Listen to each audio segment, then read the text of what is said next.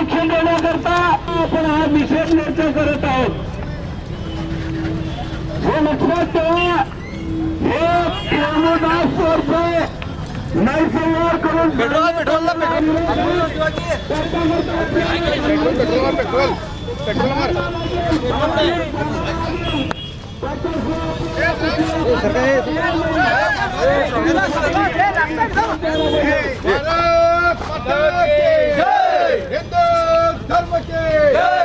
मुर्दाबाद मुर्दाबाद बांग्लादेश मुर्दाबाद मुर्दाबाद मुर्दाबाद बांग्लादेश मुर्दाबाद मुर्दाबाद मुर्दाबाद बांग्लादेश मुर्दाबाद मुर्दाबाद मुर्दाबाद बांग्लादेश मुर्दाबाद. जय श्री राम जय श्री राम. देश के सम्मान में बजरंग दल मैदान में, हिंदू के सम्मान में बजरंग दल मैदान में, अरे धर्म के सम्मान में रक्षण दे हिंदू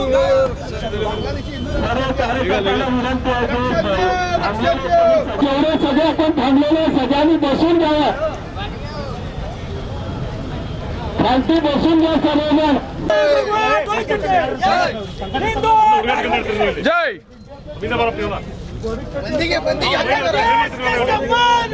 बजरंग दल मैदान में, सम्मान में बजरंग दल मैदान में. मुर्दाबाद मुर्दाबाद बांग्लादेश मुर्दाबाद मुर्दाबाद मुर्दाबाद बांग्लादेश मुर्दाबाद मुर्दाबाद मुर्दाबाद.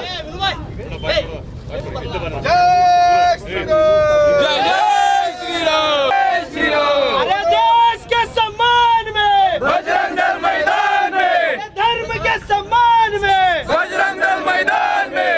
मुर्दाबाद मुर्दाबाद मुर्दाबाद मुर्दाबाद बांग्लादेश मुर्दाबाद. बांग्लाच्या पंतप्रधानांचे सरकार बांग्लादेश सरकारचं जय श्रीराम जय श्रीराम.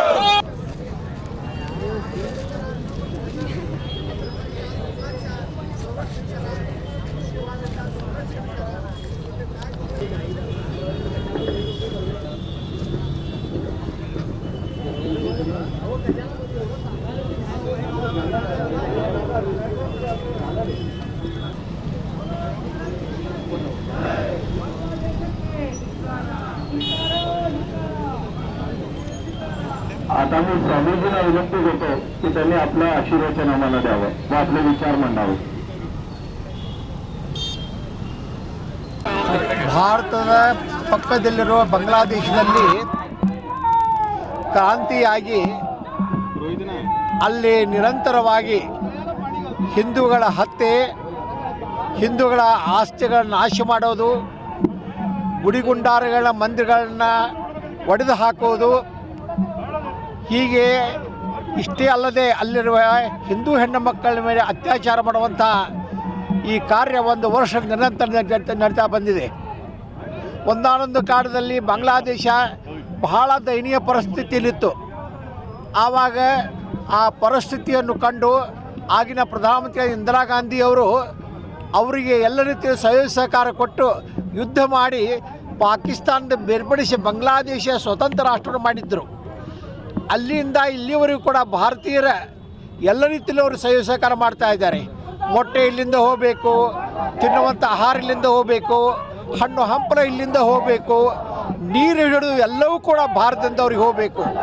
ಇಷ್ಟೆಲ್ಲ ನಾವು ದೇಶದ ಅಭಿವೃದ್ಧಿಗೆ ಬೆಳವಣಿಗೆಗೆ ಇಷ್ಟು ಉಪಕಾರ ಸಹಕಾರ ಮಾಡಿದ್ರು ಕೂಡ ಅಲ್ಲಿಯ ಪ್ರಜೆಗಳು ಹಿಂದೂಗಳ ಮೇಲೆ ಬಹಳ ಅನ್ಯಾಯ ಅತ್ಯಾಚಾರ ಮಾಡುತ್ತಿರುವುದು ಖಂಡನೀಯ ವಿಷಯ. ಇಂದಿರಾ ಗಾಂಧಿಯವರು ಹಾಗೆ ಧೈರ್ಯ ಮಾಡಿ ಪಾಕಿಸ್ತಾನದಿಂದ ಬಾಂಗ್ಲಾದೇಶ ಬೇರ್ಪಡಿಸಿದ್ರು.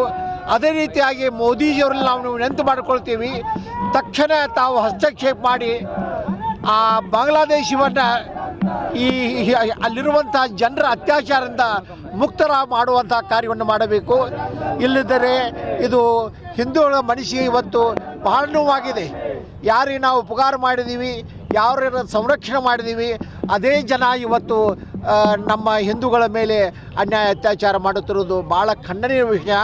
ಇದು ಭಾರತ ತುಂಬೆಲ್ಲ ಇಷ್ಟೇ ಅಲ್ಲ, ವಿದೇಶಗಳಿಗೆ ಜನರು ಕೂಡ ಇದನ್ನು ಖಂಡಿಸ್ತಿದ್ದಾರೆ. ಇಂಥ ಅಮಾನವೀಯ ಕಾರ್ಯಗಳನ್ನ ಇವತ್ತು ಬೆಳಗಾವಿಯಲ್ಲಿ ನಮ್ಮ ಎಲ್ಲ ಹಿಂದೂ ಬಂಧುಗಳು ಎಲ್ಲ ಬಾಂಧವರು ಕೂಡಿ ಇದನ್ನು ಪ್ರತಿಭಟನೆ ಮಾಡ್ತಾ ಇದ್ದೀವಿ. ಕೇವಲ ಹಿಂದೂಗಳಷ್ಟೇ ಅಲ್ಲ, ಬಾಧಿರುವಂಥ ಪ್ರತಿಯೊಬ್ಬ ವ್ಯಕ್ತಿಯೂ ಇದನ್ನು ಖಂಡನೆ ಮಾಡಬೇಕು. ಇದು ಅಮಾನವೀಯ ಕಾರ್ಯ, ಅತ್ಯಾಚಾರದ ಕಾರ್ಯ. ಈ ಬಾಂಗ್ಲಾದೇಶದಲ್ಲಿರುವಂಥ ಈ ಹತ್ಯೆಯನ್ನು, ಅನ್ಯಾಯವನ್ನು ನಾವು ತೀವ್ರವಾಗಿ ಖಂಡಿಸ್ತೀವಿ. ಭಾರತ ಸರ್ಕಾರಕ್ಕೆ ಮನವಿ ಮಾಡಿಕೊಳ್ತೀವಿ, ಆದಷ್ಟು ಬೇಗ ಅಲ್ಲಿ ಜನರಿಗೆ ಸಂರಕ್ಷಣೆ ಕೊಡುವಂಥ ಕಾರ್ಯ ಆಗಬೇಕು. ಸ್ವಾಮೀಜಿಯವರು ಖರವಾಗಿ ಖಂಡಿಸಿದ್ದಾರೆ. ಹಾಗಾಗಿ ಭಾರತದ ಪ್ರಧಾನಿಯವರು ತಕ್ಷಣ ಯಾರ್ಯಾರು ಈ ದೇಶದಲ್ಲಿ ಆತಂಕವಾದಿಗಳನ್ನು ನಿರ್ಮಾಣ ಮಾಡ್ತಾ ಇದ್ದಾರೆ ಅವರ ಎಲ್ಲರ ಬೆಂಬಲವನ್ನು ಪಡೆದು ಈ ಒಂದು ಬಾಂಗ್ಲಾದೇಶದ ಮೇಲೆ ಯುದ್ಧವನ್ನು ಸಾರಬೇಕು. ತಕ್ಷಣ ಈ ಹಿಂಸಾಚಾರವನ್ನು ನಿಲ್ಲಿಸಬೇಕು ಅನ್ನುವಂಥ ಆಗ್ರಹವನ್ನು ವಿಶ್ವ ಹಿಂದೂ ಪರಿಷತ್ ಮತ್ತು ಬಜರಂಗ ದಳ ಇಡೀ ದೇಶದಾದ್ಯಂತ ಮಾಡ್ತಾ ಇದೆ.